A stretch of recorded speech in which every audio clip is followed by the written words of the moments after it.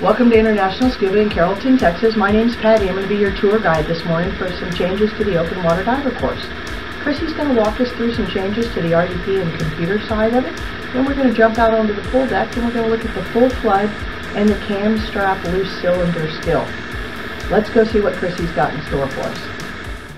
Hi, I'm Chrissy Bowen and I'm an instructor here at International Scuba, and I was actually had the honor of being the first instructor here to roll out the new PADI program.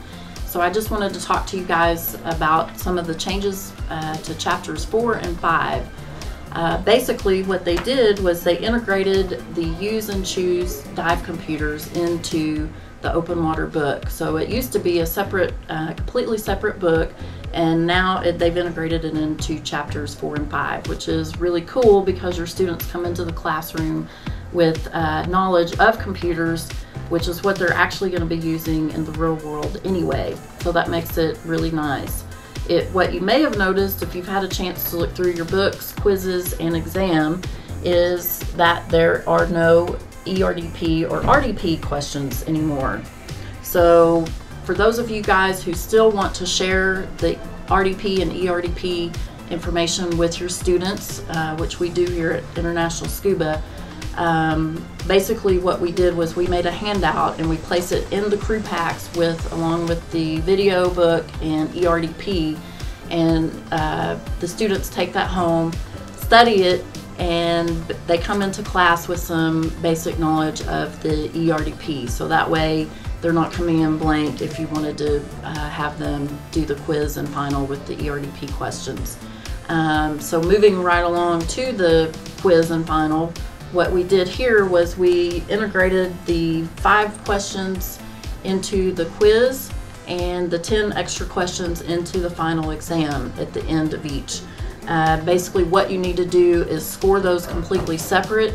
So the quiz will have a passing score of 75%, as well as the 5 additional questions will have to be scored at the 75%. And same for the final exam. The 50 questions on the final must have a 75% score, and the additional 10 questions also must have a separate 75% score. And I think that's about it for the changes in chapter 4 and 5. So now let's go back out to the pool deck and we'll join Pat T for fully flooded mask and the cam strap skills. Thanks. All right, guys, welcome to our pool session this morning. The first skill we're going to knock out is called the full flood. The objective is clear a fully flooded mask. Now sometimes, guys, if you're actually cruising along and a partial flood won't defog your mask, a full flood will. You'll just add a little more water and shake it out. Now, let me show you a little bit how we're going to do it. We're going to build on that partial flood we've already done. Go ahead and add some water to the bottom of your mask. Then you can break the seal at the top, fully flood it, take a little bit bigger of a breath, and remember, lots of good pressure, lean back, exhale seriously through your nose. Now the hand signals, guys, are full flood, breathe through your nose, slow it down, and guys, if you happen to have contacts, I don't mind if you keep your eyes shut. I'll tap you on the forearm when your mask is clear, that way we don't go on a search and recovery. Let's move on to the next skill now. We're going to do the loose cylinder band, and during any confined water dive, resecure a loose cylinder band in the water, either at the surface or underwater. Alright, the value of that is, guys, in case you didn't wet that cylinder band before the dive and it slips, whether you're on the surface or underwater, you'll get it taken care of and have a great dive. Now, this is going to be my hand signal for the skill, alright, and what I'm going to do is ask my assistant to put their snorkel in and lean forward on the surface with just enough air to be comfortably fluid. I'm going to loosen the strap. I'm going to either adjust up or down for him, alright, and then I'm going to clamp it back. And then before we go on, I'm going to make sure that he knows to bend his head back and make sure I didn't put it too high for him.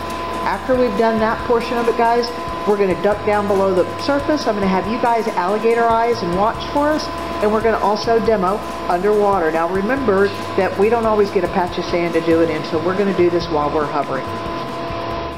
Alright, great dive, guys. I really like the way the buddy teams remember to keep their snorkels in. Now guys, notice Kevin had a traditional nylon band, Jeff had a mechanical. Kevin's is going to be the one most likely to slip, so he's going to want to make sure it's always wetted. Jeff's mechanical is fantastic because he can make trim adjustments underwater during a dive. Welcome back and thanks for listening. If you ever find yourself in the North Texas area, we'd love to take you diving at some of our favorite local spots. Or you can visit us at internationalscuba.com or even facebook.com/internationalscuba. Thanks and have a great day.